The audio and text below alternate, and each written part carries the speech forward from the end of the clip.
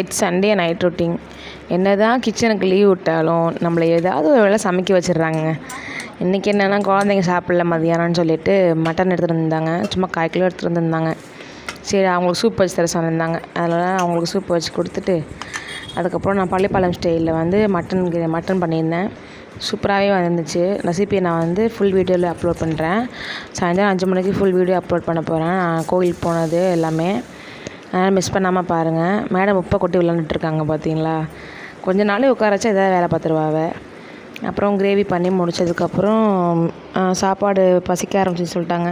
நல்லா கடகடன்னு கவுண்டர் டாப்பையும் கையோடு க்ளீன் பண்ணிவிட்டு செராமிக் ஜாரு கப்பு எதுவும் போட்டு வைக்க மாட்டேன். அதனால் கையோடு அதையும் கழுவி முடிச்சுட்டு அப்படி குப்பையெல்லாம் க்ளீன் பண்ணிவிட்டு அந்த இடத்தையும் நல்லா தொடச்சி விட்டதுக்கப்புறம் எல்லாம் பசிக்குது கத்த ஆரம்பிச்சுட்டாங்க. சரி சொல்லி சாப்பாடு வச்சுட்டு நான் சாப்பிட்லான்னு உட்கார போனேன். சார் எஞ்சிட்டார். அப்புறம் அவருக்கு ஊட்டி விட்டு நானும் சாப்பிட்டேன். உங்களுக்கு சண்டே எப்படி போட்டுன்னு சொல்லிட்டு கமெண்ட்டில் சொல்லுங்கள்.